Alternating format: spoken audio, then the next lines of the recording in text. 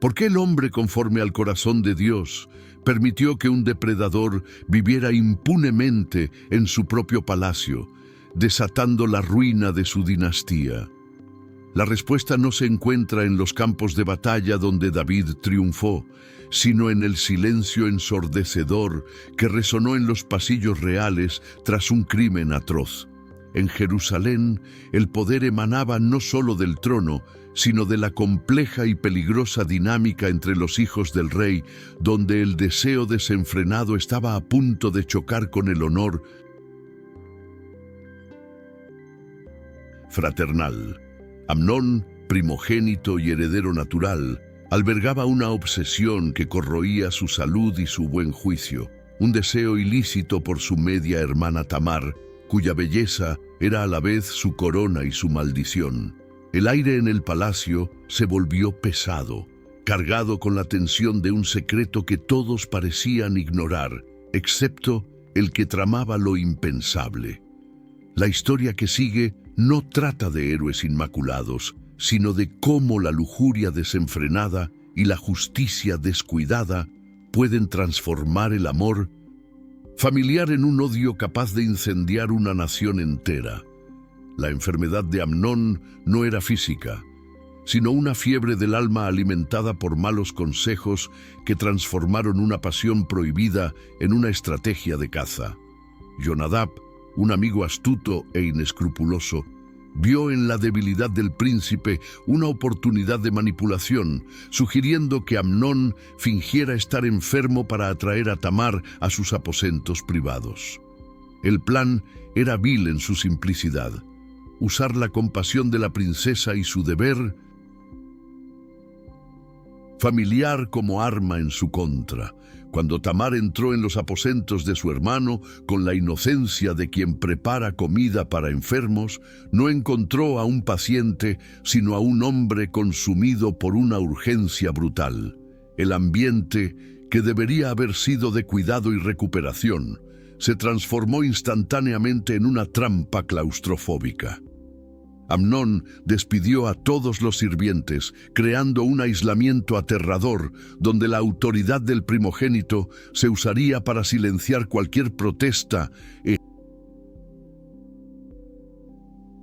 imponer una voluntad que ignoraba las leyes de Dios y de los hombres. El acto de violencia que siguió fue devastador. Pero lo que sucedió inmediatamente después reveló la naturaleza verdaderamente oscura del corazón humano, desconectado de la gracia. En cuanto satisfizo su deseo carnal, el amor enfermizo de Amnón se transformó instantáneamente en un odio visceral, una aversión tan intensa que superó el deseo anterior. No solo violó el cuerpo de Tamar, aplastó su dignidad al expulsarla de su presencia como si ella fuera la culpable de su inmundicia. Tamar, ahora deshonrada y confundida, rogó que no la echaran, pues tal desprecio público era una vergüenza aún mayor que la violencia privada. Sin embargo, Amnón, endurecido por su propio pecado, ordenó a su sirviente que la echara y cerrara la puerta con llave.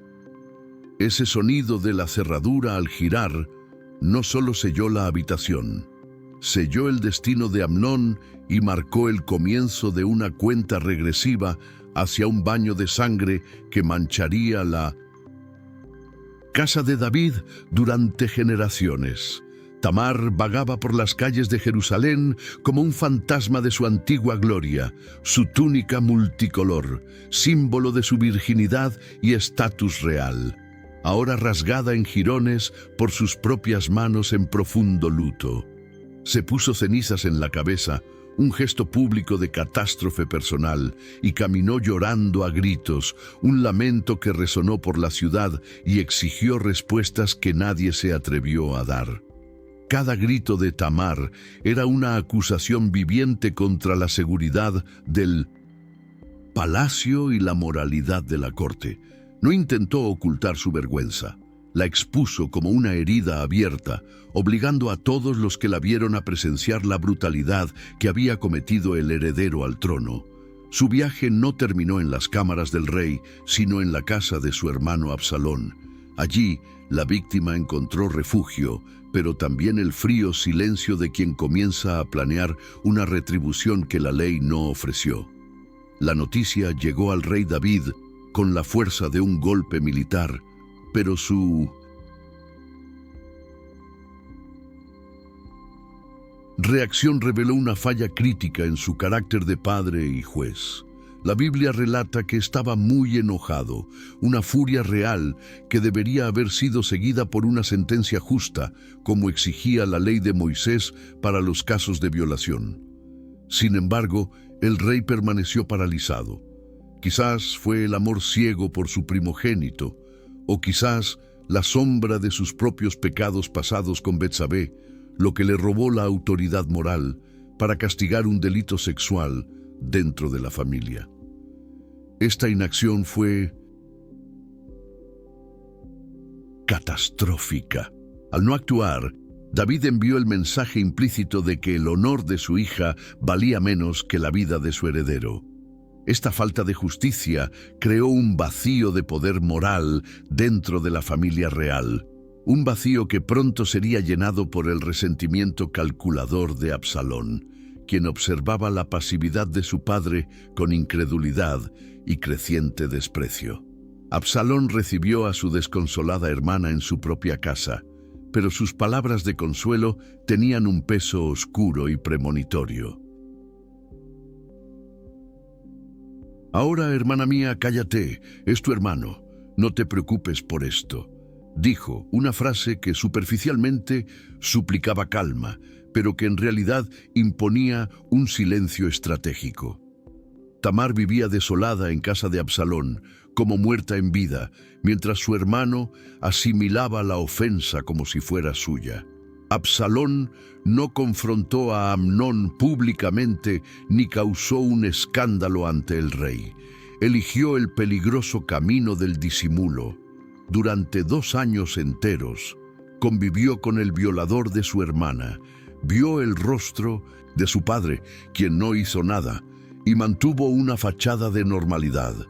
Pero en lo más profundo de su alma, el amor fraternal había muerto, dando paso a un odio frío, meticuloso y paciente, esperando el momento exacto en que la venganza no fuera una mera reacción, sino una ejecución perfecta. El tiempo no curó la herida de Absalón, solo la cauterizó con un propósito mortal. 2 años enteros transcurrieron bajo un silencio engañoso, un período en el que la aparente normalidad enmascaró la tormenta que se avecinaba. Llegó la época de la esquila de ovejas en Baal Hazor, una época tradicional de festividad y generosidad, el escenario perfecto para una trampa inesperada. Absalón, astuto y deliberado, fue a invitar al rey David, sabiendo que el monarca se negaría para no ser una carga para su hijo. Fue una jugada calculada, al recibir la bendición del rey para el banquete, pero asegurando su ausencia, Absalón eliminó el único obstáculo que podía evitar el derramamiento de sangre. Ante la negativa de su padre, presionó para que su hermano Amnón, el primogénito, fuera el invitado de honor. David, quizás aliviado al ver un intento de reconciliación entre los hermanos, accedió, sin darse cuenta de que estaba enviando a su hijo mayor al matadero preparado por el menor. En Baal Hazor, el banquete se organizó con toda la pompa real, pero el vino servido tenía un sabor a traición que solo el anfitrión podía percibir. Llegaron los hijos del rey, y entre ellos estaba Amnón, confiado y quizás arrogante, creyendo que el tiempo había borrado el recuerdo de su crimen contra Tamar.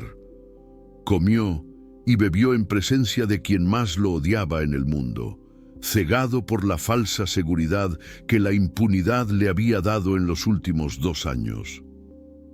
Absalón desempeñó el papel del hermano atento, observando cada sorbo que tomaba Amnón, midiendo su embriaguez no como una señal de alegría, sino como un reloj que contaba los últimos minutos de su vida.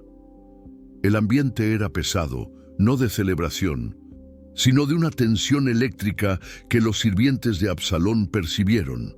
Lo conocían bien, esperaban una señal con instrucciones de ignorar la santidad de la sangre real en favor de la lealtad a su amo vengador. La orden de Absalón a sus jóvenes fue fría, precisa y carente de toda vacilación moral, revelando un corazón que ya había juzgado y condenado a su hermano mucho antes de esa noche. «Estén alerta», dijo, «cuando el corazón de Amnón esté alegre por el vino y yo les diga, golpéenlo. Entonces mátenlo». No había margen para el error ni la misericordia. La orden era matar al heredero del trono de Israel. Absalón tomó la espada de la justicia que David había dejado envainada, decidiendo que si el rey no actuaba, él lo haría. Había una terrible audacia en esto. No pidió a Dios que vengara a Tamar, ni buscó a los jueces de la tierra. Se convirtió en juez, jurado y verdugo, utilizando la debilidad del alcohol para asegurar que Amnón no tuviera posibilidad de defensa, asegurándose de que la deuda de sangre se pagara con la misma moneda de violencia. La risa de Amnón estaba en su apogeo, ebrio y vulnerable, completamente ajeno a la espada que colgaba sobre su cuello. A la señal de Absalón, las festividades fueron interrumpidas por el brutal caos del asesinato. Los sirvientes se abalanzaron sobre el primogénito y en segundos el hombre que había violado a Tamar yacía muerto en el suelo del banquete, su sangre mezclándose con el vino que había estado bebiendo con tanta alegría. La conmoción paralizó la sala por un instante. Los demás hijos del rey observaron con horror cómo su hermano mayor era ejecutado sumariamente. El mensaje era claro y aterrador. La venganza de Absalón no tenía límites y la protección de su título principesco era inútil ante su odio acumulado. La muerte de Amnón no fue un simple homicidio. Fue un acto retorcido de purificación, donde Absalón creyó que estaba lavando el honor de su hermana con la sangre de su agresor. El pánico se apoderó de Baal-Hazor inmediatamente después del golpe, transformando el banquete en una escena de terror absoluto para los hijos restantes de David. Temiendo que este fuera el comienzo de una masacre generalizada para despejar la línea de sucesión, cada príncipe montó en su mula y huyó desesperadamente hacia Jerusalén. La noticia, que corrió más rápido que la verdad, llegó a oídos de David de forma distorsionada y devastadora. Absalón ha dado muerte a todos los hijos del rey, y no queda ni uno solo. El rey, el hombre que se había enfrentado a gigantes y ejércitos, se desplomó en el suelo, rasgándose las vestiduras en una agonía insoportable, rodeado de sus siervos, quienes también rasgaron las suyas. El dolor de David en ese momento fue la amarga cosecha de su propia pasividad. La espada que Dios había profetizado que no se apartaría de su casa, ahora estaba siendo blandida por sus propios hijos, unos contra otros. Mientras el luto y la confusión consumían el palacio en Jerusalén, Jonadab, el mismo que había aconsejado a Amnón en su pecado, trajo la fría corrección de los hechos. Solo Amnón estaba muerto, porque eso ya lo había determinado Absalón desde el día de la violación de Tamar. Pero la justicia tomada por mano propia tuvo un alto precio, el exilio. Absalón, ahora un fratricida, no pudo regresar al palacio. Huyó a Jesús, la tierra de su abuelo materno, escapando de la jurisdicción de su padre y dejando atrás una familia irreparablemente fracturada. David lloró por su hijo Amnón todos los días, pero con el paso del tiempo el dolor de la muerte fue reemplazado por el anhelo de Absalón. El rey estaba atrapado entre la ley que exigía castigo y el corazón del padre que anhelaba a su hijo exiliado. un dilema que prepararía el escenario para la siguiente fase de la tragedia nacional. 3 años de exilio en Gesur no fueron suficientes para extinguir la ambición de Absalón ni para sanar la herida en el corazón del rey David. El príncipe vivió bajo la protección de su herencia materna, lejos del templo y la corte de Israel, mientras que en Jerusalén el anhelo por su padre comenzó a superar el sentido de justicia del monarca. Joab, el pragmático y observador general, se dio cuenta de que la ausencia del heredero más carismático estaba debilitando la casa real y astutamente orquestó el regreso de Absalón. Sin embargo, el indulto otorgado por David fue incompleto, una desastrosa medida a medias que trajo al hijo de vuelta a la geografía de la capital, pero lo mantuvo desterrado de la presencia de su padre. Absalón regresó a Jerusalén, pero recibió la orden expresa de ir a su propia casa y no ver el rostro del rey. Esta decisión creó un peligroso limbo político y emocional. El príncipe fue restituido, pero rechazado. Presente, pero invisible. Durante 2 largos años en Jerusalén, Absalón vivió prisionero en su propio palacio, una humillación que avivó su resentimiento hasta convertirlo en una rebelión deliberada. Era el hombre más apuesto de todo Israel, alabado de pies a cabeza, sin un solo defecto, pero esta perfección exterior ocultaba un alma que se pudría por el rechazo. La prohibición de ver a su padre no era un simple castigo familiar, era una castración política pública que indicaba a todos que carecía del favor del trono. Desesperado por romper este silencio sofocante y forzar una audiencia, Absalón ordenó que incendiaran el campo de cebada de Joab, un acto de violencia impulsiva que finalmente le aseguró la atención que ansiaba. Cuando finalmente fue admitido ante el rey, Absalón se postró y David lo besó, pero ese beso llegó demasiado tarde. El gesto, destinado a sellar la paz, solo selló la determinación de Absalón de tomar por la fuerza lo que consideraba legítimamente suyo. Con la reconciliación oficial, Absalón no buscó servir al reino, sino subvertirlo, iniciando una campaña de autopromoción sin precedentes en la historia de Israel. Se preparó carros y caballos, y 50 hombres que corrían delante de él, creando una imagen de majestuosidad y vigor que contrastaba marcadamente con la figura anciana y solitaria de David. Mientras el rey se ocupaba de los asuntos de Estado dentro de los muros del palacio o de su adoración a Dios, Absalón salía a las calles transformándose en el rostro visible y accesible del poder. No actuó como un hijo sumiso, sino como un monarca en espera, exhibiendo una gloria que atraía la mirada del pueblo, alimentando el anhelo de la nación por un líder joven, fuerte y presente. La belleza de Absalón se convirtió en un arma política y su ostentación en una promesa silenciosa de una nueva era dorada. La estrategia del golpe se ejecutó con paciencia satánica y precisión quirúrgica en las puertas de la ciudad, el centro neurálgico de la vida legal y social de Israel. Absalón se levantaba al amanecer y se posicionaba en la puerta, interceptando a cualquier israelita que llegara con un caso para ser juzgado por el rey. Con falsa solicitud, preguntaba, ¿de qué ciudad eres?, creando una conexión personal inmediata. Luego, sembraba la discordia con palabras venenosas.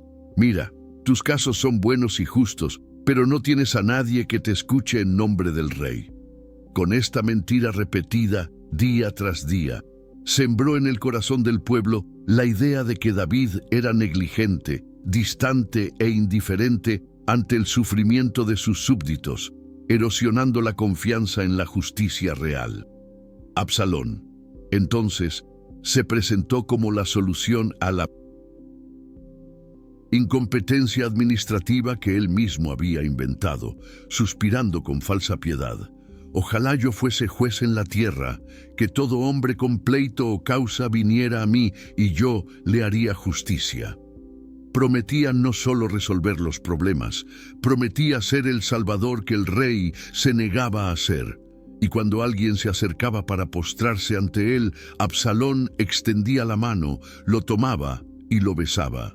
Este gesto de igualdad artificial era devastadoramente efectivo. Rompió el protocolo de la realeza inalcanzable y conmovió al pueblo, haciendo que cada hombre se sintiera especial y escuchado. Democratizó el afecto real para tiranizar el reino, usando la humildad como máscara para su voraz ambición. De esta manera, la Biblia relata el éxito de esta conspiración silenciosa con una frase impactante. Así robó Absalón el corazón de los hombres de Israel. No fue un golpe militar repentino, sino un robo gradual y seductor de la lealtad nacional. Mientras David componía salmos y gobernaba, confiando en la unción pasada, Absalón se involucraba en la política cuerpo a cuerpo, socavando los cimientos del trono de su padre sin desenvainar una sola espada. El pueblo, fascinado por la belleza, las promesas y la atención del príncipe, transfirió su devoción de David a Absalón. El rey aún ocupaba el trono físico en Sión, pero el trono en el corazón del pueblo ya había sido usurpado. El terreno estaba preparado. Israel estaba listo para rechazar al pastor que se había convertido en rey en 1906. Favor del príncipe que se vestía de luz, pero caminaba en tinieblas. Con el piadoso pretexto de cumplir un voto al Señor, Absalón pidió permiso al rey para ir a Hebrón, su ciudad natal y antigua capital de Judá. David, cegado por la confianza recuperada, bendijo la partida de su hijo con un vete en paz, sin saber que estaba autorizando el comienzo de su propia caída. Pero Absalón no fue a adorar, fue a coronarse. Envió espías por todas las tribus de Israel con una consigna sincronizada. Cuando oigáis el sonido de la trompeta diréis, Absalón reina en Hebrón. La elección de la ciudad no fue casual. Hebrón representaba las antiguas raíces y la legitimidad que Absalón buscaba reivindicar contra la Jerusalén de David. La conspiración, que durante años había crecido en las sombras como una raíz amarga, brotó de la tierra con repentina violencia. El pueblo acudió en masa a él, y la lealtad de la nación cambió de rumbo como un río desviado de su cauce, dejando el trono de David aislado en una isla de inminente traición. Cuando la fatal noticia llegó al palacio, el corazón de los hombres de Israel está con Absalón. David no convocó a sus generales a la guerra ni fortificó las murallas de Sión. Su reacción fue inmediata y desesperada. Levantaos y huyamos. El rey sabía que su hijo no tendría piedad. La furia de Absalón, alimentada por años de resentimiento, convertiría a Jerusalén en un matadero si oponía resistencia. David eligió la humillación del exilio para salvar la ciudad de la espada, convirtiéndose de nuevo en un fugitivo, como en los días de Saúl. Dejó atrás la comodidad del palacio, las riquezas de la corona y a 10 de sus concubinas para cuidar de la casa, yéndose solo con su vida y la de quienes le eran leales por amor, no por poder. La partida del rey no fue una retirada estratégica, sino el cortejo fúnebre de un hombre que reconoció en la rebelión de su hijo el juicio de Dios llamando a su puerta. Valle de Cedrón estuvo marcado por un duelo que la tierra de Israel jamás olvidaría. Toda la tierra lloró a gritos al paso del rey. David subió la ladera del Monte de los Olivos, y la imagen era la antítesis de su gloria pasada. el matador de Goliat, caminaba descalzo, con la cabeza cubierta de profunda vergüenza, llorando a cada paso. Lloraba no solo por la pérdida del trono, sino por la traición a su propia sangre. Sus seguidores imitaron su gesto, cubriéndose la cabeza y subiendo en continuo llanto. En ese monte, David no era el monarca soberano, sino un pecador quebrantado, aceptando la amarga copa que el Señor le dio a beber. Envió el arca de la alianza de vuelta a la ciudad, negándose a usar a Dios como amuleto de guerra, poniéndose completamente en dependencia de la misericordia divina. Si hallo favor a los ojos del Señor, Él me restaurará. Mientras David desaparecía en el desierto, Absalón entró triunfante en Jerusalén, no como un hijo pródigo, sino como un conquistador voraz. La ciudad, abandonada por su padre, se abrió al hijo sin resistencia. Absalón caminó por los pasillos donde había crecido, sintiéndose ahora dueño de todo lo que sus ojos podían ver. Sin embargo, la posesión física de la capital no era suficiente. Necesitaba un acto que legitimara su usurpación y quemara cualquier puente de retorno para una posible reconciliación. Fue entonces cuando recurrió a Ahitofel, el antiguo consejero de David, cuya sabiduría se consideraba como si consultara la palabra de Dios, pero que ahora servía a la rebelión. Absalón necesitaba saber cómo consolidar su precario poder, y la respuesta de Ahitofel fue brutal, apuntando a golpear al rey donde era más vulnerable, en su honor y su virilidad. El consejo de Ahitofel fue una sentencia de muerte para cualquier esperanza de paz. Ve a las concubinas de tu padre, a quienes dejó al cuidado de la casa, y todo Israel oirá que te has hecho odioso a tu padre. La estrategia era tanto política como psicológica. Al tomar las esposas del rey, Absalón estaría reivindicando públicamente los derechos y la posición de David, declarando que el viejo rey estaba muerto para Israel. Fue un acto calculado para alentar a los rebeldes, mostrándoles que no habría retirada, negociaciones ni perdón. Absalón, buscando asegurar su trono, accedió a cometer una abominación que violaba la ley de Moisés y la santidad de la familia, transformando la disputa política en una profanación moral irreversible. Para completar la ofensa, levantaron una tienda para Absalón en 1970. La azotea del palacio, la misma desde la que años antes David había visto a Betsabé, comenzando la cadena de pecados que ahora destruía a su familia. A la vista de todo Israel, bajo la luz del sol, Absalón entró en las concubinas de su padre. La sombría profecía de Natán se cumplió con aterradora exactitud. Lo que David había hecho en secreto, Dios lo estaba sacando a la luz ante todo el pueblo. Ese acto en la azotea no fue simplemente una demostración de poder perverso, sino el clímax de la tragedia de una casa dividida. Absalón se volvió odioso para su padre, sellando su destino como enemigo mortal de David. La ruptura era completa. Ahora, solo la sangre podía resolver lo que el pecado había comenzado. El inevitable conflicto estalló en el bosque de Efraín, un terreno traicionero que se convertiría en un personaje clave del juicio divino. Absalón, embriagado por la arrogancia de su reciente reconocimiento, cometió el error fatal de liderar personalmente a sus tropas, ignorando que la guerra exige más que carisma, exige experiencia. Por otro lado, David, veterano de 1000 batallas, siguió el consejo de no entrar en combate, pero dio una orden pública que resonó como un trueno silencioso en los oídos de sus generales. Por mi causa, traten con bondad al joven Absalón.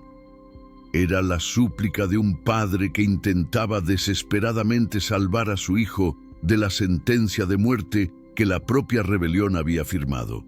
Sin embargo, en el fragor de la batalla, la misericordia del rey chocó con la dura necesidad de la guerra. El ejército rebelde fue masacrado por los veteranos de David, y la narración bíblica señala con tristeza que el bosque consumió más gente ese día que la espada, como si la naturaleza misma estuviera luchando contra el usurpador. La huida de Absalón se convirtió en una trágica ironía, donde su mayor vanidad se convirtió en su trampa mortal.